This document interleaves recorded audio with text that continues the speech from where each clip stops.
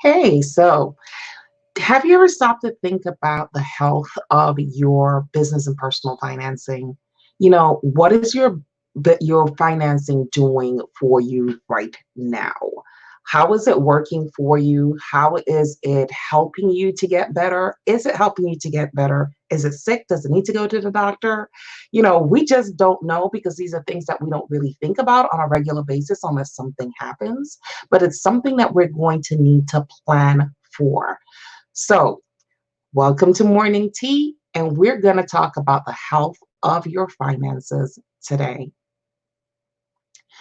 Good morning, everyone. My name is Tracy V. Allen. I'm the owner of TVA Consulting, where we help nonprofit leaders and business owners develop the systems and processes needed to build and grow profitable, sustainable, and compliant infrastructures so that they can achieve their mission and realize their vision, but most of all, so that they can create impact in their communities. So today, we are talking about how to recession proof your business. And whether we want to admit it or not, we are literally on the verge of a recession. It is something, it's at this point unavoidable. We are definitely going to go into a recession, even with all the stimulus monies out there that are currently available to all business owners. It is still going to cause a recession. Why? Because most people cannot afford to miss one or two or three payments on their mortgage, their car note. They're spending even more money right now on food. It's just people are stretched. They've already been stretched before this happened, and this is just going to make it worse. When they get that money, it's going to be playing catch up, and most people can't catch up, and it's going to sink us into a recession. It's just an inevitable fact. But even without all of this happening, one of the things that we should be doing when we get into business and we create that business plan, we create that strategic plan, is creating a plan, an action plan for the what ifs. Because in life, there are what ifs. Whether we want to admit it or not, things happen. You get sick. We get a pandemic. We have a war. Someone in your family gets sick. Something happens to your supplier. Something bad happens, and you can't get the supplies that you need to conduct your business. Whatever it is, you always have to have that plan B. So your plan B for today's session is going to be recession proofing your business. How can you start the process of making sure that when the recession hits, if and or when it does hit, that you are not hit with an uppercut, basically. So the first thing that you're going to want to do is to make sure that you're managing your payroll expenses. Whether you're a single member LLC or sole proprietor, or you have a staff of 3 people, or you have a staff of 500 people, it does not matter. You still need to make sure that you're managing your payroll expenses. And managing your payroll expenses doesn't mean laying people off, cutting back on their time, because remember, they need this money to feed their families as well. But making sure that you have a system in place where you're utilizing them as much as possible during the time frame that you are paying them to work, so that you're not having to pay exorbitant amounts of money in overtime expenses. A lot of companies falter on that, where they're ending up spending so much money and so much money on overtime that it throws their payroll completely off. So if you can make sure that you're doing regular evaluations of your employees' jobs and their performance, then you can manage payroll expenses. A lot of employees come to work every single day, and they really don't have enough work to fill up the 8 hours that they're there. It is up to you as the owner or the manager or supervisor of these people to make sure that they're utilizing their time effectively and the work is getting done. Not micromanaging them now, but just making sure they understand their roles and responsibilities, and those roles and responsibilities are carried out in a time frame that is reasonable, and no overtime has to be. They don't need to do any overtime, so that you're not paying time and a half, and you don't want to get into all of that. So that's one of the things that you can do, is to make sure that you're managing your sorry, I said non-payroll. I was talking about payroll, okay? But managing your non-payroll expenses, let me go back to that.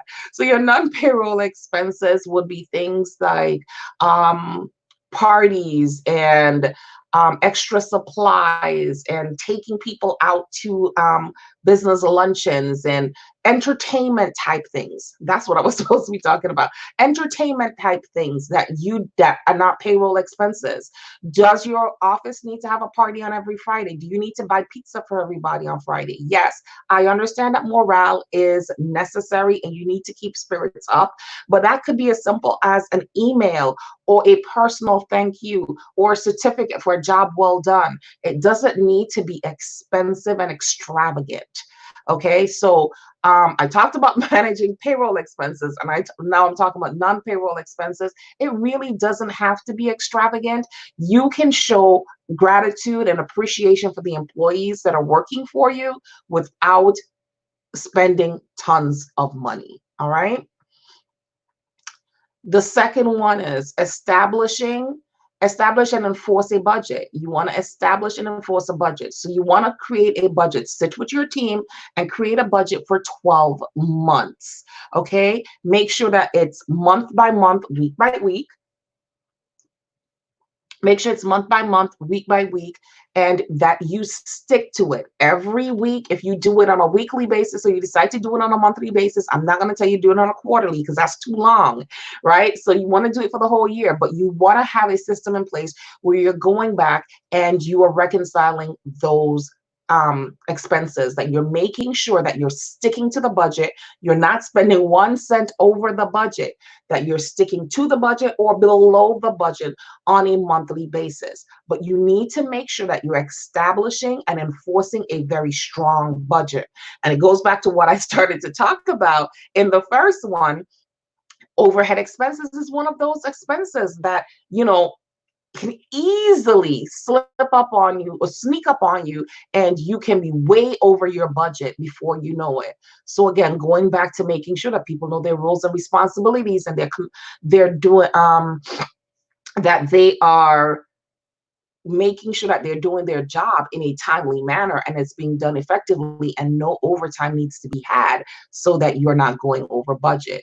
Making sure that you're not going over budget with your supplies, making sure that you're not going over budget with expenses, consulting, whatever it is that you're spending money on in your business, making sure that you enforce that budget and stick to it.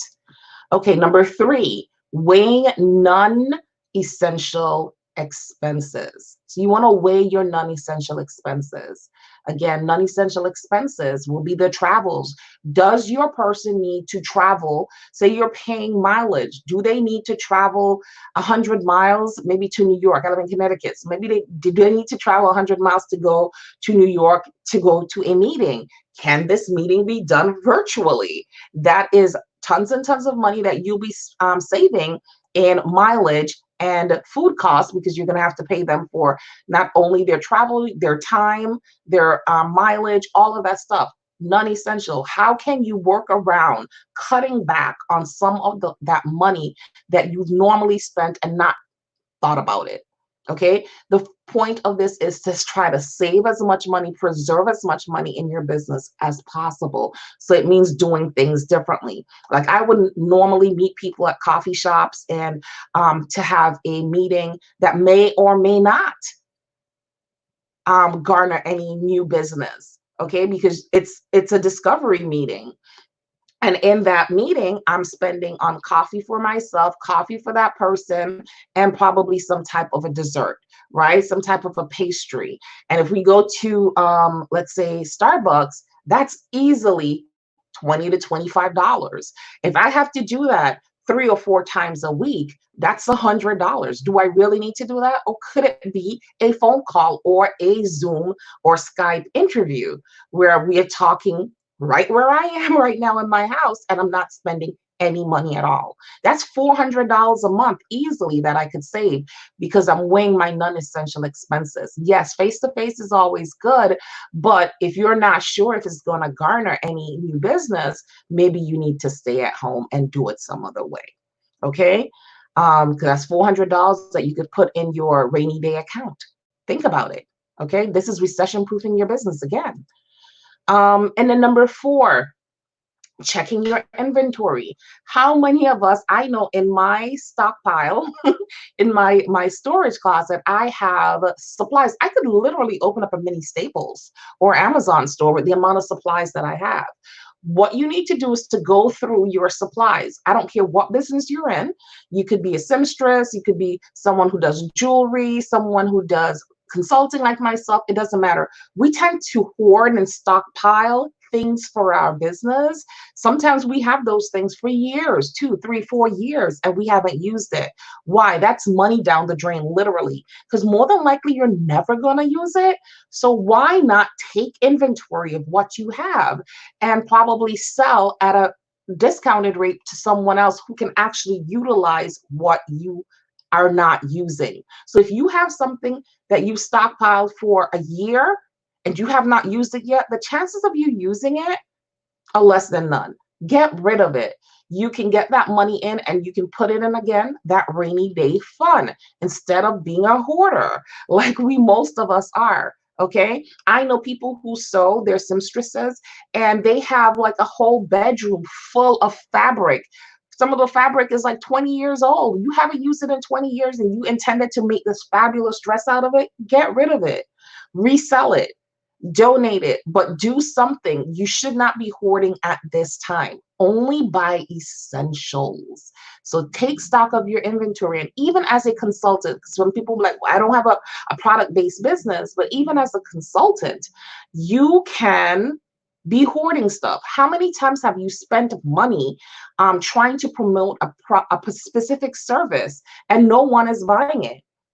That's because you're in your head. You think that this service is the best thing ever, but obviously your audience doesn't think that it is. That is taking stock of your inventory as well. Take away the services that don't work or don't garner you any return on investment. Stop pushing those services because you're wasting money. Only push the things that people have been engaging with you for on a regular basis. So make sure you're checking your inventory again. Remember, again, we're recession proofing our business. We're making sure that we're conserving as much money so that when the economy does plummet, we're not plummeting with it. We already know where we are in our business, who we're serving, and what we need to do to continue to make money in a downturned economy. Number 5, keep your credit in good standing. I think at this point, we all know how important it is to have good credit. It's just what it is. Even for the EIDL loan, right? You need to have a certain credit score in order to qualify for the loan portion.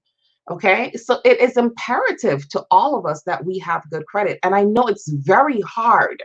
I know it's very hard to keep good credit in an economy or a society that is so credit driven. And if you make a mistake, you get sick. Someone in your family gets sick. You can't pay your bill for 30 days or 60 days, it's going to take a hit on your credit report. But this is the time, because your personal credit is so aligned to your business credit, until you can establish really good business credit where they don't have to really look at your personal credit as much. You really need to take stock of your credit and try to fix it. Go get with an agency or someone who does credit repair and see what you need to do to try to get your credit score up at least to a 675, which is at least where you will be able to start to get a loan. But you need to really take stock of your credit report because it's so closely aligned to your business credit. And if your personal credit is crap, your business credit is going to take a hit. You won't be able to get any type of line of credit cards or loans for your business. So these are the first 5 ways that I want to tell you can start to recession proof your business. And side note, if you want to know how to build your business credit, I do have a document. Just ask me below and I'll send it to you, or maybe I put it up on my website. I don't know yet. But anyways, there is a way to build business credit so that you don't have to rely on your personal credit as much for your business. It takes some time, it does, but once you get it to where it's supposed to be, you're going to be all good. All right, so that's it for today. Tomorrow, I'll come back with 5 more tips on how to recession-proof your business, and that gets deeper into like different things in your business that you could be doing, things that you need to research, things that you need to be watching. So thank you for joining me again this morning for Morning Tea. My name is Tracy V. Allen. I am the owner of TVA Consulting. If you want to get in contact with me to get a business plan done or a strategic plan for your business, or have me work with you one-on-one to really get your business in shape so that you can be recession-proofed, give me a shout at www.tvacon.com. It's scrolling at the bottom of the screen. All right, have a really good day, everyone. Bye.